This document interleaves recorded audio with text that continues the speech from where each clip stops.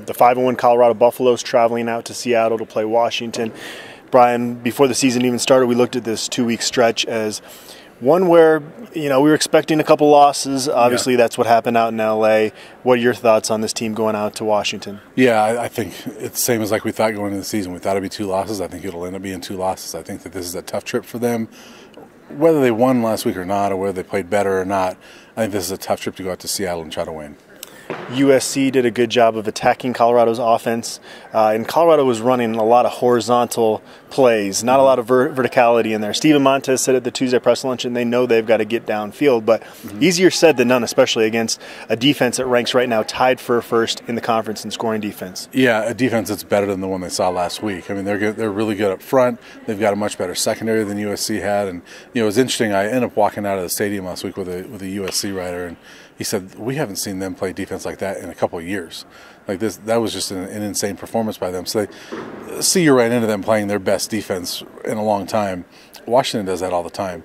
So I think it's easier said than done, but I also think that that Shiverini knows that, hey, we've got to do something different against teams like that. I think that we're going to see them try to get the ball downfield a little bit more. I was going to ask you about that. You talked to Darren Shiverini earlier this week. It seems like he's taking ownership of some of their struggles offensively, at least in that USC game. Yeah, definitely. I mean, we all know Darren Shiverini is very active on social media, and you can tell we've seen the positive side of that. But being active, he's on there, and you can tell that he saw the heat that he was taking and didn't like it. I mean, he was a little fiery about it and said, hey, I've been criticized before. I can handle it. But he came out kind of throwing darts a little bit and, just defensive, but also taking ownership and say, hey, look, I know I wasn't very good. But at the same time, I like his point. He said, look, we don't come out there with a plan thinking it's not going to work. We come out there with a plan, think it's going to work, and it didn't. I think the biggest thing that he kind of mentioned was they didn't adjust very well from that point. And so I don't think the initial plan was bad. I think it was, okay, you come out with a plan, it didn't work, now adjust. But they didn't do that until it was too late. I think that having a week, kind of knowing what USC did, they'll be able to adjust and have a little bit better plan this week. Trayvon McMillan sounds like he's fine, but Jay McIntyre's in concussion protocol. Laviska Shenault we saw in a walking boot at the beginning of the week, and I don't think anyone's going to – we're done with media availability, so I think we're just going to have to wait until warm-ups on Saturday to find out if those guys are going to be available. Makes it tough to kind of project this game, not knowing if number 2 is going to be out there. It does. My gut feeling is that he won't be out there, just based on the way we're seeing him walk a little bit. They have never said anything, but I've got to think it's like a broken toe or something like that, which might be a couple of weeks. But I'd have a hard time thinking he'll be out there. I would certainly not think we'll see Jay out there this week. Just being a concussion protocol, I think that they'll be. I would guess that they're going to go on the side of precaution there. So I would not think we're going to see those 2 guys this week. I think we're going to see maybe Juwan Winfrey come back, Kabion Ento. Dimitri Stanley is a guy that has been kind of off the radar, but Steven mentioned him the other day. Mike McIntyre mentioned him the other day. He's going to travel, I think, and play in this game. Another guy we talked about earlier in the week is Jalen Jackson as well, if Jay McIntyre can't play. This offense is not nearly as dynamic without Laviska Shenault out there. Right. Assuming that Washington's going to have a similar game plan, it's going to be hard for this Colorado team to score points on Saturday. It is, and they're not as dynamic, but I don't think that they're a bad offense without him. I think that they've still got some playmakers. I still think they can move the football against most teams, but I think with Washington, I just think, even with Viska, I think it was going to be really hard to move the ball against this team. On the other side of the ball for Washington, Jake Browning's an interesting quarterback. He's ranked 10th all-time in Pac-12 in passing yards, yet no one really respects him as a quarterback. I think partly because he's always had a lot of talent around him, and in big games he hasn't really played his best. Yeah, he hasn't. He's interesting because you'll ask coaches about him, and, Jake is so good at doing this and that, and he is, and he's been a 4-year starter, and he's put up some big numbers, but man, there's a lot of times I watch him and I'm like, I just don't like Jake Browning the way he plays football. And there's a lot of things I do like about him, but he just does things sometimes under pressure where he'll make a dumb throw as he's trying to go down, and he'll throw a pick. Or he'll, against Colorado in the Pac-12 title game, he did not play well at all. And he kind of got bailed out by John Ross on that one pass that he was trying to throw out of bounds that Ross just jumps over Cheeto and grabs it and goes in the end zone. He kind of got bailed out there, but his numbers were horrible. I don't think I've ever seen him play really well in a big game. problem for CU is this is not a big game. I think he'll come out and play pretty well. They have a pretty good two-headed monster there at running back, Myles Gaskin, the program's all-time leading rusher. What do you see from their offense aside from Browning?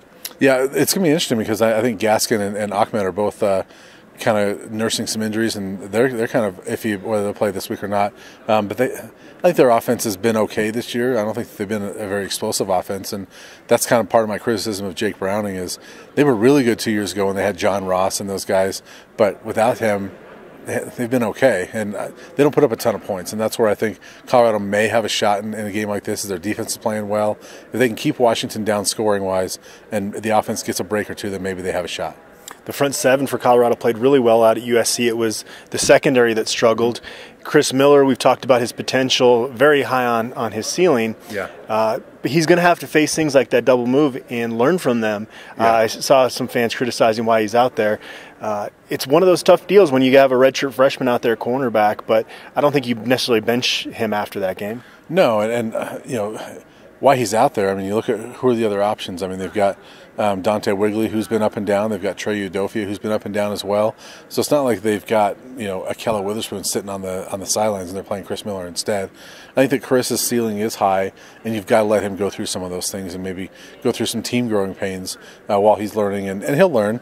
I mean, he was out after practice today working with Ashley Ambrose, and I know he's going to learn from that double move. We'll see how he does the next time he has to face it, but that's one of those things that's a great teaching point. It hurts in the moment, but it's a great teaching point for Chris. All right, prediction time. What are you thinking, Brian? Does Colorado have any chance going out to Seattle? Yes, they have a chance. Like I said, if their defense plays really well and keeps Washington down, and Steven can hit a couple passes, then maybe they get some breaks and they can be in this game. I don't see that happening. I think that Washington playing at home, coming off of a loss in an important game last week, I think they're going to kind of take it to Colorado. I'm going to go 35-17. I see a similar result. Washington's defense is just too good, and not knowing if Laviska Shenault's going to be out there, I'm going to say Washington wins 28-17. If that does end up being the case where Colorado falls to 5-2, they come back home for their homecoming game against Oregon State. They're going to be a pretty big favorite in that football game. Yeah. I mean, aside from this week, you look at the schedule, and I know Washington State's been playing really good football, right, but they could go on a run here. Even if they fall to 5-2, they still have a lot they can play right for. They could. I mean, like I said, before the season, most of us projected on the high side 7-5, 8-4. I think they're still in line for that. They'll be 5-2. I think they'll be 5-2 after this.